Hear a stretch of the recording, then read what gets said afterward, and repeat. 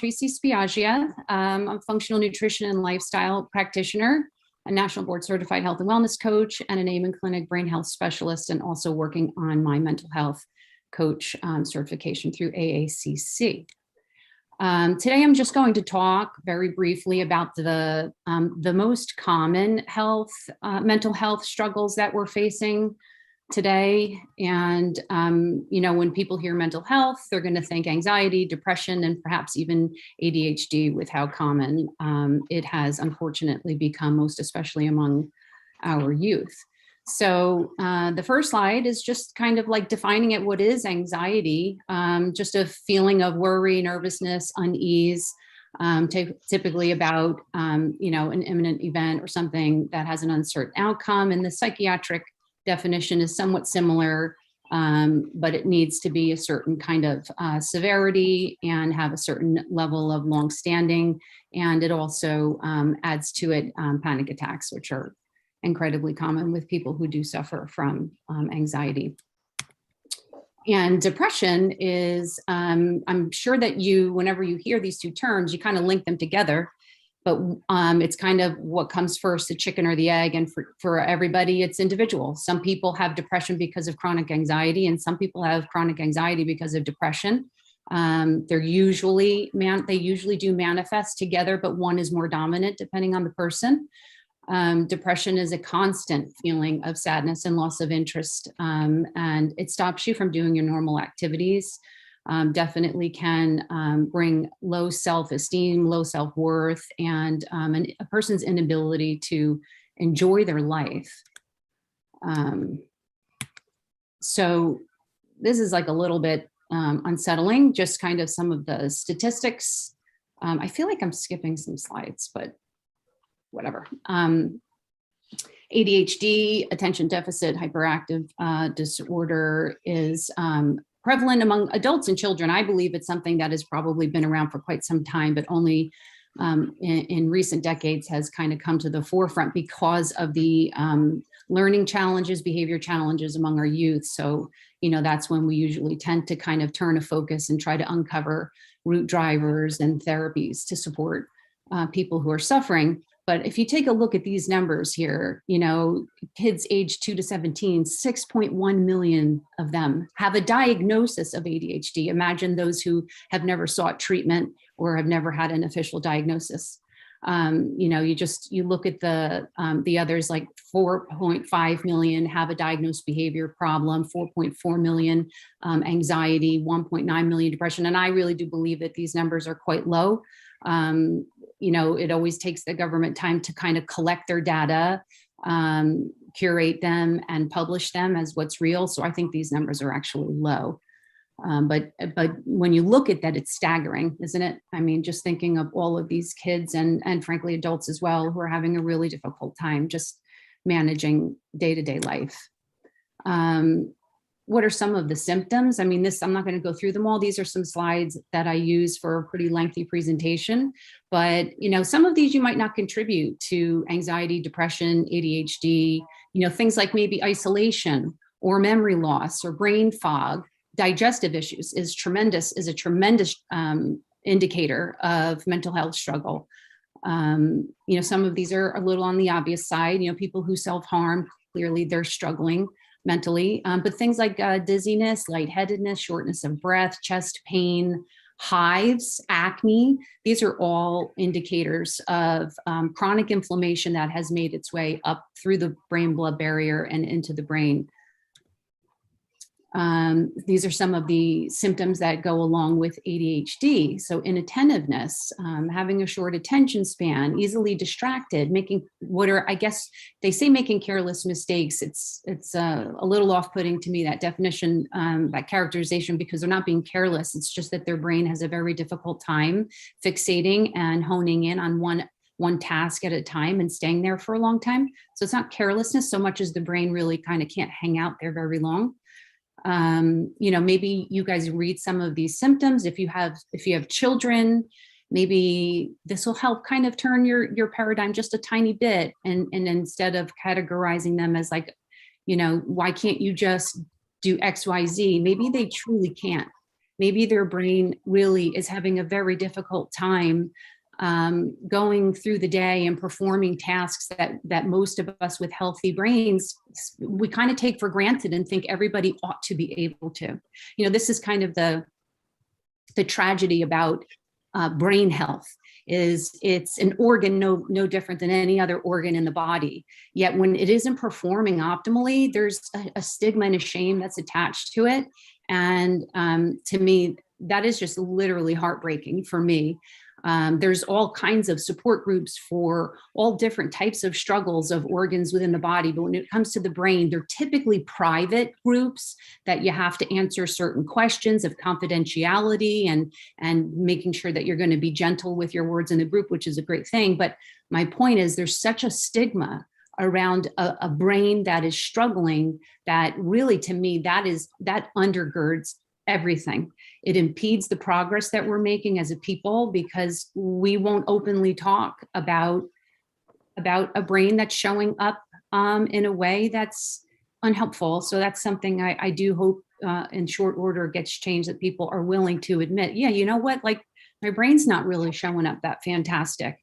We have no problem saying my heart's beating out of rhythm, or I'm getting shortness of breath, or, I have digestive trouble. But when it comes to the brain, we struggle with that. Some of these, there's a couple pages here that we'll go through, and I won't obviously identify them all, but maybe you're unaware of some of the potential triggers of a brain that is struggling. There's an autonomic nervous system nature called highly sensitive personality, where that person's sympathetic nervous system is much more easily overwhelmed than a non-HSP nervous system person. It's just in nature. It's not a disorder in any way, shape, or form. It's just a nature that is just now really starting to have practitioners and experts in the field lend their ear to considering it as a big part of the puzzle here.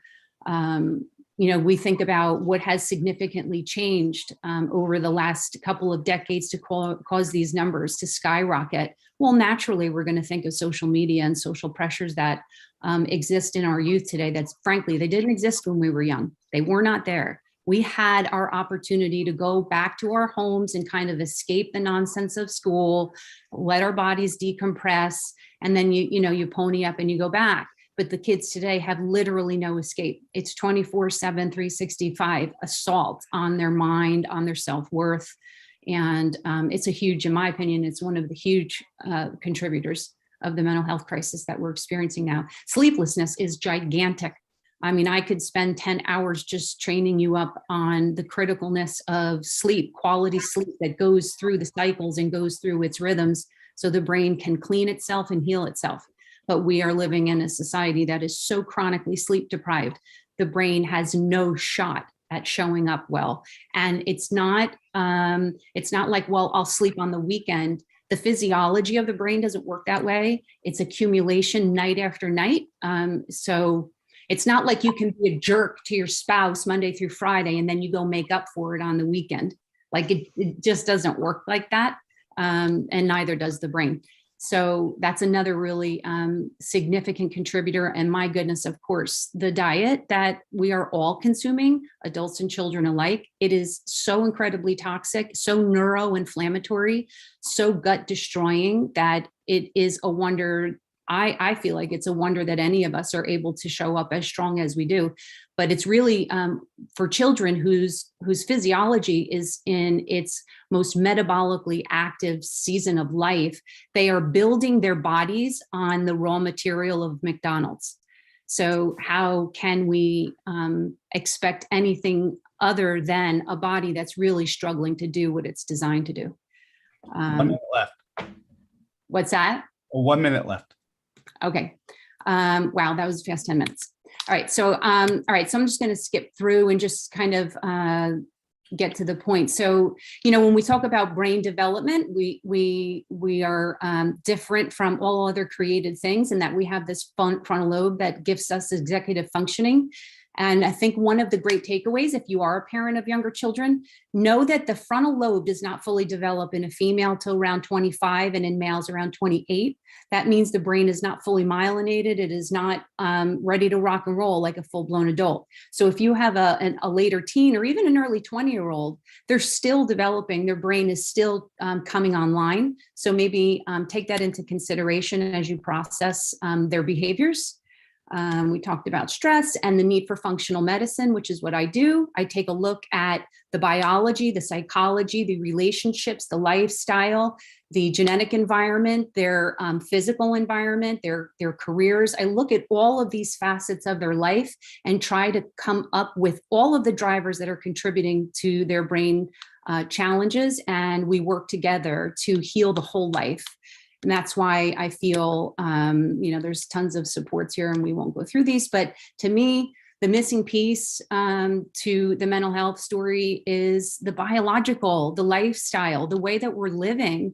And I feel like treating mental illness with talk therapy and pharmaceuticals alone is incomplete, and it ignores the body's needs and it ignores the human experience in its totality. And I think in order to honor a person who's struggling, we need to take a step back and appreciate that every single symptom that the body gives us is an alarm bell. It's not that the body is being difficult or non-compliant. It's actually the opposite. We're not living in alignment with the needs of the body. And if we can look at symptoms with curiosity instead of frustration because they're slowing us down, we can really step into a place of healing that will last you a lifetime, as opposed to just symptom management. So hopefully that's like the takeaway, that you'll begin to get curious about that chronic thing that's been showing up in your life. And instead of being so frustrated by it and doing everything you can to either ignore or make it shut up, get curious about it and ask your body and your brain what it is that they need and give that to it. Amazing. Excellent. Excellent. Thank you so much, Tracy. So any questions? Tracy, I have a question. How young do you start working with teens? That's a great question, Desiree. I start with moms who are considering being pregnant, all the way up to the pregnancy, to a newborn, all the way up to people who have, kids in their 20s even. And then I also work with adults. Anybody who wants to learn more about the brain and how to live a gut-brain healthy lifestyle, and somebody with younger children, I mean, that's the ideal person, because we can get in front of it before you're trying to retroactively heal. You can be a proactive partner in living a lifestyle that will hopefully avert some of these really hard experiences. Sure. And do you charge hourly, or is it more of like a monthly thing? It is a monthly thing. I mean, there are some people who would prefer the hourly experience. It's more cost effective to do a monthly experience, because with that kind of commitment, the rates are somewhat lower as opposed to a one-off, visit, which I do offer. But, the thing about health and wellness coaching is it's a commitment, it's a partnership. So I really try to encourage people to really just get invested, not only with their finances, but with their whole heart, and get them excited about filling a new toolbox that they can use the rest of their lives. Sure. Okay. Thank you. You're welcome. Excellent. Hey, Tracy. Tracy, I just want to ask too, so you mentioned social media, which I totally agree with. And I think not only is it never shut off, but it's multiplied, right? So much. Do you think that the pandemic has also caused? I think the pandemic has turned people inside out. Nothing will kill us faster than isolation and loneliness. And there's scientific studies that will corroborate that statement. We are relational beings. And when we go for long stretches of time without one anothering, we die. Look at, they really don't put people in isolation that much anymore in the prison system. I mean, even for convicted murderers, they feel like that's too cruel of a punishment. So the pandemic has been, it really has brought to the surface really the numbers of people who have been suffering low grade and adopted some coping skills, but really those coping skills kind of buckled under the weight of the loneliness and the isolation of this long season. So yeah.